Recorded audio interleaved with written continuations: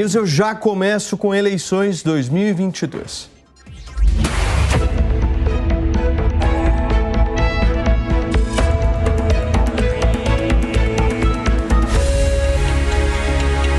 Eleições 2022. Vamos nessa, gente, porque tem retrato de estabilidade na opinião do eleitorado em pesquisa divulgada hoje pelo portal Poder Data. A arte e a simulação do primeiro turno na tela para a gente poder acompanhar. Eu vou trazer os números para vocês. Nós temos 43% das indicações de voto que vão para Lula, segundo essa pesquisa, 35% para Bolsonaro, 7% Ciro Gomes, 4% Simone Tebet, 2% André Janones, que inclusive daqui a pouquinho aqui no 3 em 1 a gente vai trazer mais detalhes. Acaba de desistir da sua candidatura à presidência da República. Ele é seguido de Luiz Felipe Dávila, com 1%, José Maria Emael, também com 1%. Nós temos uma simulação de segundo turno, certo, Eduardo? Não. Além disso, nós temos os candidatos, exatamente, que não pontuaram nessa pesquisa. Vamos a eles. Luciano Bivar, Sofia Manzano, Luciano Bivar, que também não é mais candidato à presidência da República, Pablo Marçal, num grande impasse aí que a gente também vai abordar no 3 em 1 de hoje em relação à sua candidatura, não pontua, Leonardo Péricles, Vera Lúcia, 4% somaram nenhum nulo ou branco e 2% não sabe ou não responderam. Vamos para o segundo turno, Edu? Coloca na tela, por favor, para mim, a simulação de segundo turno entre Lula e Jair Bolsonaro. Temos o seguinte resultado: 50% das intenções de voto para Lula e 40% para Bolsonaro. 5% nenhum nulo ou branco e 4% não sabe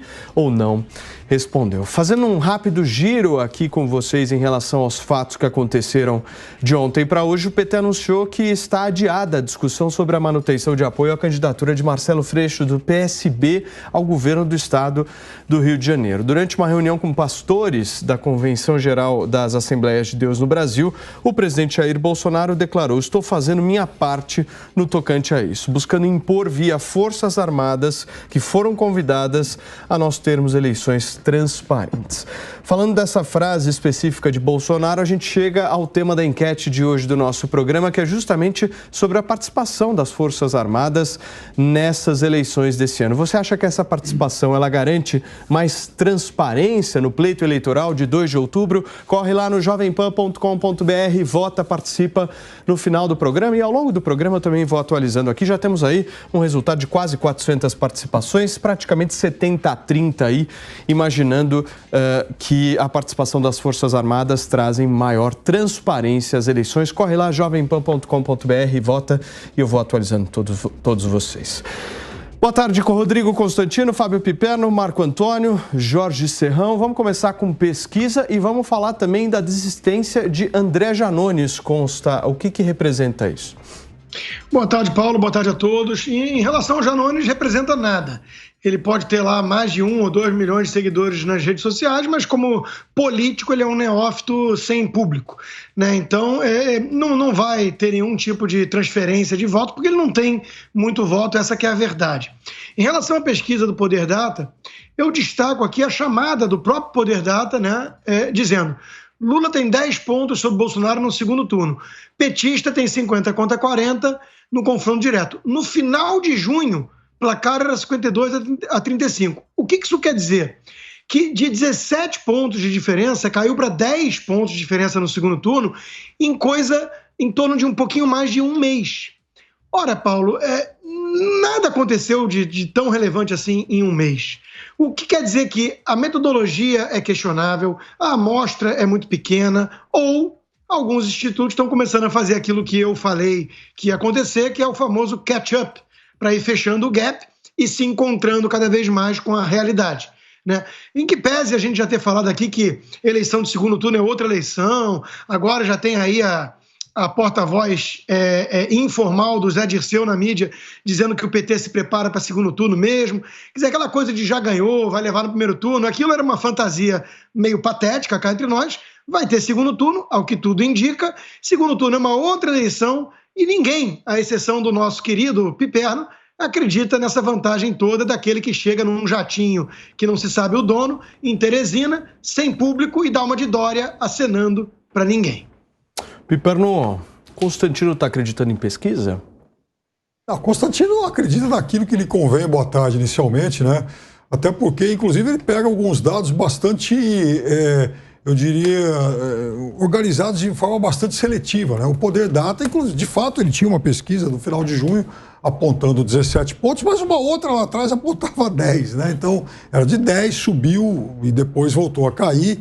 E também é uma bobagem, né? Dizer que não aconteceu rigorosamente nada de um mês e pouco para cá, porque, inclusive, uma das coisas que ocorreram e foram bastante discutidas, aliás, foi objeto, inclusive, de debates apaixonados aqui, foi a PEC, né? Então, é óbvio que a PEC nem mudou, pingou sim, direito ainda, Piperno. Mas pingou. E outra coisa, você está dizendo que oscilações de 7 para mais e para menos em um mês é normal? Ou será que isso tem a ver com as pesquisas? Deixa eu só fazer um parênteses para você continuar, Piperno. Outro dia eu te perguntei sobre time de futebol, que parece ser a área que você entende um pouquinho mais, e você caiu numa pegadinha. Porque você virou e falou assim, claro que as pesquisas existem e apontam que a maior torcida é do Flamengo, do Corinthians. Ou seja, nesse caso, a pesquisa bate com o Datapovo, com aquilo que todo mundo sabe e olha nos estádios e nas ruas. Ao contrário do Lula como favorito. Não, então, exatamente ontem eu estava tentando te explicar que os institutos, eles coincidem nessas pesquisas de futebol, todos. Só que o que eu falei para você, talvez você não tenha entendido bem, mas eu vou explicar pausadamente, é que alguns clubes que inclusive têm torcidas maiores do que outros, eles não têm nos seus estádios, por exemplo, uma taxa de ocupação tão grande. Exemplo. Tudo bem, mas não dá América com mais torcida que Flamengo, né, Pepe? Não dá América com mais Criciúma com mais torcida que Flamengo. Não, mas eu vou te dar, né? Mas eu vou repetir o exemplo que eu dei algumas vezes. A do Palmeiras aparece nas pesquisas com o dobro do Atlético Mineiro, mas o Atlético tem uma taxa de ocupação maior em seu estádio. É isso. Isso também acontece no mundo das pesquisas, né?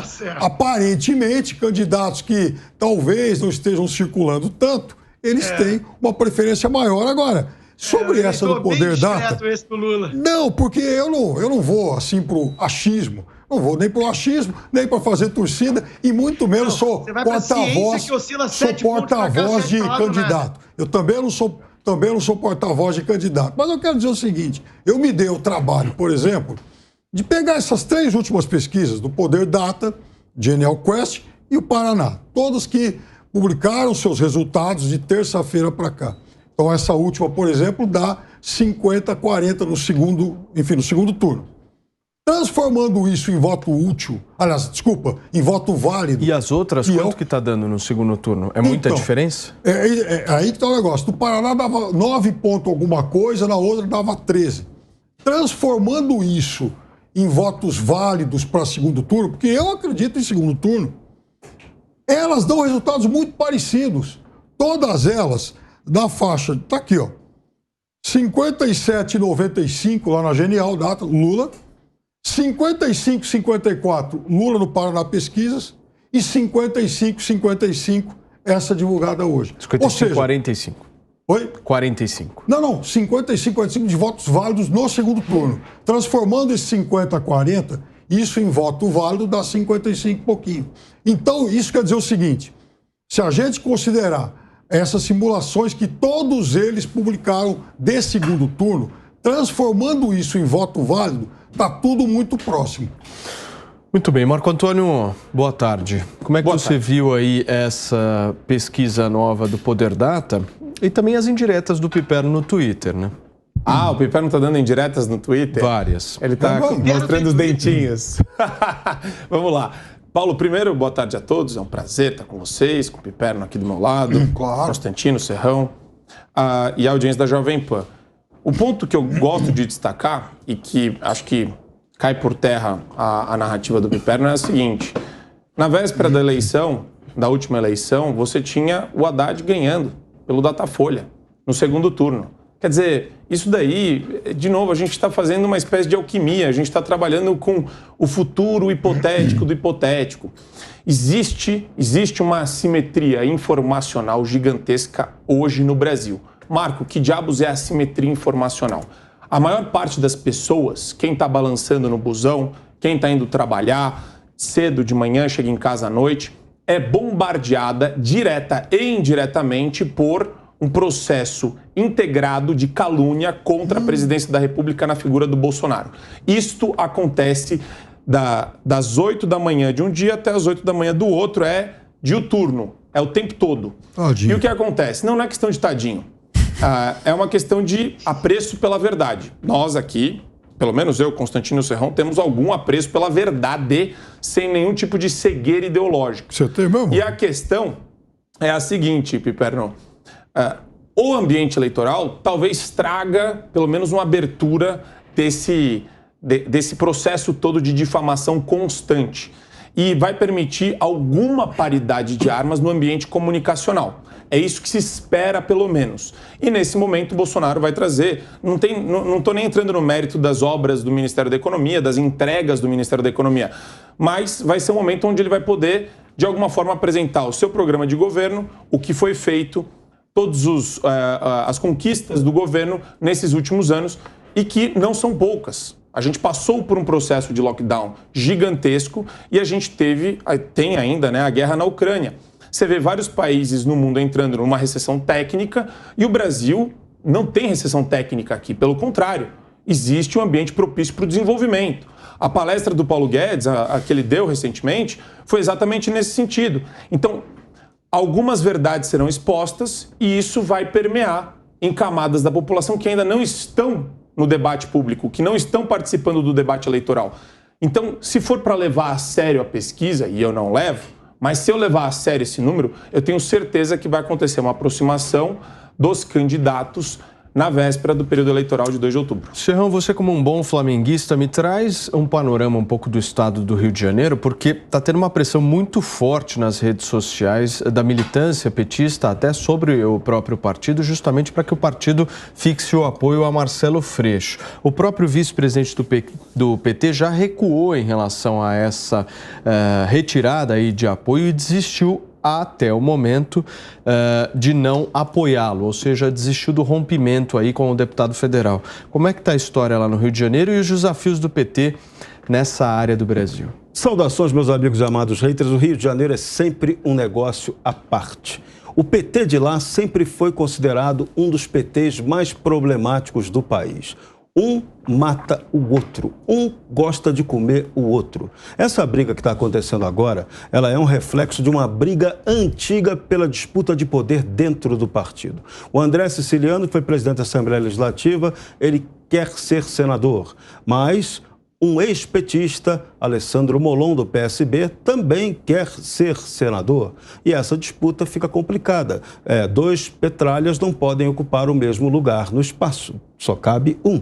E a eleição exige que eles tomassem uma decisão. E estavam unidos, em tese, em relação à candidatura do Marcelo Freixo. Só que, mais uma vez, a situação do PT no Rio se complica, beneficiando diretamente o atual governador que disputa a reeleição, o Cláudio Castro, porque ele já teve a sorte de não ter Roberto Jefferson concorrendo ao governo do estado. Ele vem pelo PL, em tese apoiado totalmente pelo presidente Jair Bolsonaro, e o palanque de Lula agora entra em conflito, beneficiando ainda mais o candidato que disputa a reeleição por lá. Eleição que vai ficar complicadíssima por lá. Essa do Senado vai ser pega para capar, porque vem Daniel Silveira na disputa, vem Romário na disputa, então vai faltar voto para a turma do PT, que deveria tentar a paz antes que destruíssem o palanque que Lula já vai ter dificuldade de ocupar por lá. Por quê? No interior do estado, Marcelo Freixo é muito forte na capital, sempre foi, mas no interior do estado ele não tem base partidária para a eleição ao governo. Isso complica totalmente a situação dele. Então, no Rio de Janeiro, de novo, quem pode ter grande benefício é o atual governador. Da mesma forma como a gente tem que analisar desse mesmo espectro de análise a questão de São Paulo. São Paulo também, o governador Rodrigo Garcia tem a máquina, não se pode subestimar isso. Só que ele tem o desgaste de imagem do PSDB. E Tarcísio de Freitas é uma candidatura que também vem crescendo popularmente e até nas pesquisas, que você acredite ou não nelas. Então, o prognóstico que já se trabalha por aqui quem pode ficar de fora de um segundo turno aqui é Fernando Haddad, que tem muita força na capital de São Paulo. mas que, no Estado, o PT, historicamente, nunca teve tanta força. Mais um prejuízo para a candidatura de Luiz Inácio Lula da Silva. Então, é bom o PT ficar esperto, porque a coisa não está fácil. A campanha ainda vai começar oficialmente, faltando 60 dias para a eleição. Pediu, Piperno, você está usando muito o Twitter ultimamente, né? Não, é porque eu te mandei algo agora e eu também publiquei há pouco aí uma matéria resgatada aí pela BBC, mostrando que o então jovem deputado Jair Bolsonaro reclamava do sistema eleitoral do Brasil lá atrás, em 1993, quando tinha sido recém-eleito deputado, e defendia a implantação de um sistema eletrônico de votação. Mas o que eu queria chamar a atenção é que o Ferrão citou o cenário aqui de São Paulo ontem. Ele não é contra o sistema eletrônico. Chama o Real Time, numa pesquisa contratada pela TV Record, apontou Haddad liderando com 33%, o ex-ministro Tarcísio 20%, o atual governador 19%, Márcio França líder na corrida pelo Senado, e aí uma surpresa, a Janaína já é a segunda. Já seria a segunda. Mas por que seria uma surpresa isso? Porque ela tem um partido, ela é a candidata de um partido pequenininho, o PRTB, ela não conseguiu o apoio do presidente da República, que ela tanto gostaria de obter aqui em São Paulo, e o Marcos Pontes, que é o candidato do PL, aparece então atrás dela com 10%. Quer falar, Constant? Não, primeira coisa, eu acho que a direita, os conservadores em geral, deveriam ficar atentos a essa divisão de votos, que a esquerda sempre soube ser muito mais organizada nisso, né? Não dividir muito para poder ter mais chance. Isso é uma coisa importante. O problema é que na direita, por definição, as pessoas são muito mais individualistas, né? Não seguem ordens de um comando, como acontece com a esquerda e o Lula, né? Tá aí a questão delicada com o Freixo, mas veja que eles estão tentando contornar, porque eles entendem a importância de ter esses apoios, esses palanques e essas uniões todas. Em relação ao que o Serrão ia descrevendo da força do Freixo nas capitais, mais especificamente ali no Leblon, no caso do Rio, ou então o Haddad na capital também de São Paulo, mais especificamente Vila Madalena, coisa assim, né? A gente fica quase chegando a uma conclusão assim, né? Como a esquerda é boa com a elite, né? O problema é o povo. Fala, Marco. Pequeno detalhe. Por favor. Quer falar, Serrão? Por favor. Acho que o Piper não queria falar antes. Por favor. Não, só para mostrar, assim, alguém precisa mandar o mapa eleitoral aqui da cidade de São Paulo para o Rodrigo Constantino. Inclusive o PT, o Haddad e tal, eles lideram votações e ganharam as últimas eleições nas chamadas franjas, sobretudo da Zona Sul e da Zona Leste. Então, por exemplo, Emelino Matarazzo, São Miguel Paulista, do Leste, Capela do Socorro e esses bairros na Zona Sul. Na Vila Madalena, no centro, nos bairros de classe média, de classes A, B, tomaram uma surra eleitoral em todas essas últimas eleições. Mas aí tem que ver, Piperno, se tem muita boca de fumo e muito bandido. Eu não sei se... Esses votam no PT mesmo. Então, eu não sei se tem milícia, porque aí não vota. Fala, Serrão, por favor. Olha, eu queria propor um debate aqui muito interessante. A gente começou falando de pesquisa, o Paulo me fez uma pergunta relevante, eu respondi a pergunta do Paulo. Mas eu quero levantar um debate sobre um ponto que todos nós devemos analisar, e isso não está sendo discutido nem na mídia e pelos partidos.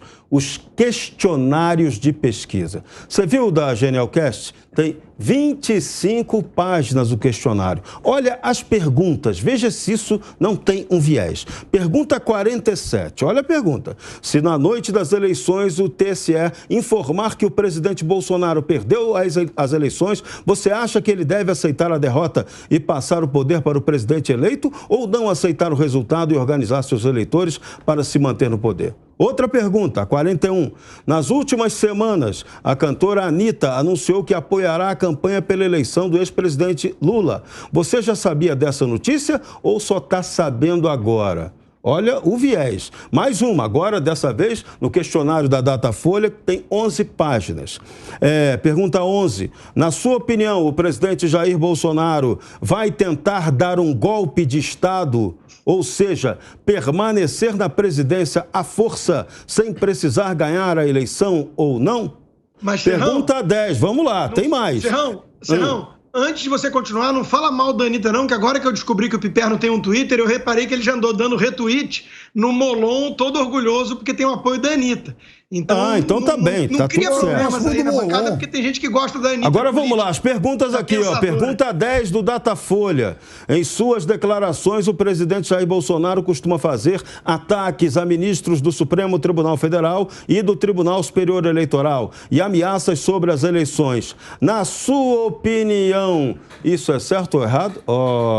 Isso está induzindo o eleitorado a dar uma resposta. E o detalhe grave, essa pesquisa Datafolha especificamente, está lá no registro, que ela tem que tratar, o objeto dela é tratar de intenção de voto e avaliação do presidente, e não induzir viés. Então, acho que nós precisamos de um debate sério sobre esses questionários das pesquisas, que só são divulgados os resultados, mas o questionário, ninguém está debatendo isso. Então, vamos começar a debater aqui. Você sabe o que é interessante, na linha do que você está falando, Serrão? Muita gente perdeu a teta no governo agora Bolsonaro.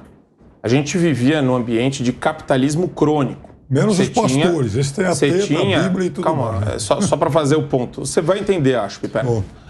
A gente vivia num ambiente de campeões nacionais, capitalismo crônico, que é o seguinte: tinha um grupo de empresários, ainda existem esses empresários, que tinham acesso direto à presidência da República, a dinheiro da presidência da República, a recurso subsidiado pelo BNDES, ou seja, muita gente, era muita boca que era sustentada por essas tetas do governo. Você tinha a SECOM, secou a teta da Secretaria de Comunicação. São vários ambientes que acabaram sendo prejudicados por essa fechada de torneira do Bolsonaro. E o que acontece? Todo esse pessoal está apostando no quê? O que volta se o Lula voltar ao poder? Essa bonança toda, essa fartura, esse dinheiro que vai voltar direto da presidência da República, dos gabinetes, dos ministérios. Isso tudo volta a ser inserido para esse pessoal. Eles conseguem ter a renda deles, a vultuosa renda deles, e dane-se o povo. Esse pessoal eles não estão nem aí pro que é verdade, pro que é mentira. Eles querem só o interesse próprio, eles só buscam isso. E o Lula abre essas portas para esse pessoal. Essa é a verdade que a gente viu dos últimos anos de governo petista. Todos eles. Então, se a gente não aprende com a história, a gente vai ficar refém dessa mentalidade maluca, que é óbvio que existe indução, manipulação. A gente percebe isso pela agência Lupa, a maneira como esse pessoal fala que vai ser checador de fato, e você vê que está tudo desvirtuado, como eles foram demagógicos durante a pandemia. Eles não estão preocupados com a realidade, eles estão preocupados com dinheiro e poder. Essa é a verdade, e a gente tem que lidar com isso. Agora, eu acho impressionante que as pessoas, muita gente, infelizmente, ainda cai nesse negócio dos institutos de pesquisa.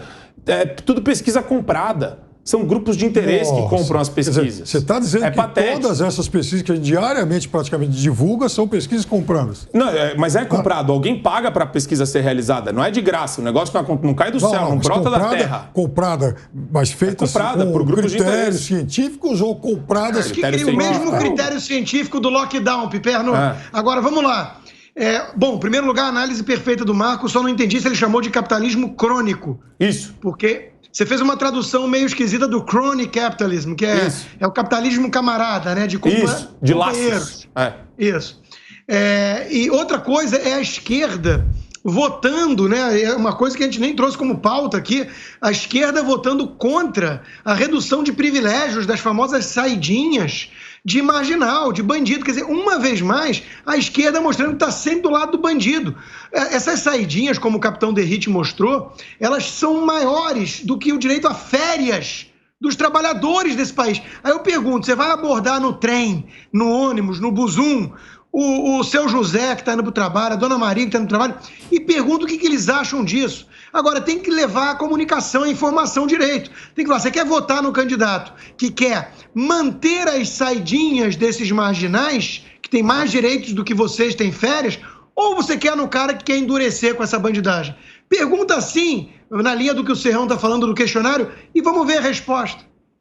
Fala, Piperno. Mas é claro que tem que perguntar. E é claro que a população ela vai ser contrária a essa exorbitância, esse excesso de saidinhas, esses benefícios. A gente falou E o PT votou contra. disso aqui no Opinião. As saidinhas, elas têm que ser avaliadas de uma outra forma. As saidinhas, elas podem sim ser mantidas como um benefício para quem está em reta final, por exemplo, de cumprimento de pena, até para que você teste a capacidade de ressocializar essas pessoas. Não saidinha com 1/6 da pena. É óbvio que o cara que tem direito a saidinha com 1/6 da pena, ele está se beneficiando de uma deformação do sistema. Agora, você sabe que o PT, agora, Constantino, vamos lembrar que o PT votou contra a Constituição de 88. É verdade. Então pode votar contra qualquer coisa. Você tem razão nisso. O PT votou, tinha 6 deputados, votaram contra, e aliás, tinha 8 deputados, alguns votaram contra e foram punidos. Agora, tem uma coisa que eu acho engraçado nisso que o Serrão trouxe. E errado. Acho Você fenomenal. tem razão na crítica. Acho fenomenal. O processo de manipulação, Paulo, ele não é escrachado. Ele acontece debaixo da superfície. Se você vai manipular alguém, você não fala para a pessoa, olha, estou te manipulando. Acabou esse jogo. Você não consegue fazer isso. Você não consegue manipular a pessoa se ela sabe que está sendo manipulada. Lembra do filme do Leonardo DiCaprio, A Origem, Inception? Que ele planta a ideia na cabeça da pessoa? No caso, o que eles fazem aqui é plantar ideias. Então, a ideia que está sendo plantada ostensivamente é, esse cara, será que ele vai dar o golpe? Será que esse golpe vai acontecer? Cuidado com o dia 7 de setembro, hein? Olha o golpe chegando. Tá vendo que tá cheio de militar no governo? Só que eles falam essa bobagem desde o começo do governo Bolsonaro. É que agora é um ambiente eleitoral. Então, eles vão usar essa retórica constantemente. Tá vendo que ele ameaça golpe? Como ele é brucutu? Aí ele pega, aí o Piperno faz de tudo. Isso é sinal de desespero. Quando você pega um discurso, uma entrevista do Bolsonaro de 92, 93 e fala, ele é a favor da urna eletrônica, hein? Você sabe por que eu Você fiz tá isso? tirando tudo de contexto, não faz o menor sentido. É que o Constantino isso. outro dia trouxe o depoimento do Lula de 2002 criticando a urna. Mas tinha contexto. O Bolsonaro não é contra a urna eletrônica, isso é um espantalho. Ele não é a favor da volta do voto em cédula de papel. Você vai dar uma de Barroso aqui? Não, Você vai espalhar fake news ao vivo? Sou eu para dar uma de Barroso? Eu não tenho esse... Gente, na história brasileira, o maior crítico desse sistema eleitoral opaco e sem transparência foi Leonel de Moura Brizola, com todos os defeitos que ele tinha. Mas essa crítica ele fazia de maneira dura. O PDT tinha um engenheiro chamado o Brunazzo Filho, que fazia a aferição, estava ali tentando aprimorar, passou a vida inteira dele como técnico, tentando aprimorar o sistema eleitoral brasileiro e ninguém nos partidos lhe dava ouvido. Era criticado pela oligarquia judiciária e por vários partidos políticos. Não tinha sequer o apoio dos outros, dos grandes. O PT nunca foi incisivo na defesa de um sistema eleitoral transparente, que é o que nós precisamos. Então, a gente tem que colocar esse debate com muita clareza para saber quem é quem. E a hora de defender esse sistema transparente é agora, é permanente. Porque nós vamos eleger os novos representantes que podem melhorar esse sistema, ao contrário da covardia da atual legislatura, que ou teve medo ou não compreendeu por que era importante dar transparência ao processo eleitoral. Já que você citou o Leonel Brizola, informação, comprovadamente um único político vítima de uma tentativa de fraude eleitoral em eleição majoritária no Brasil até hoje. O caso Proconsult em 1982, é isso.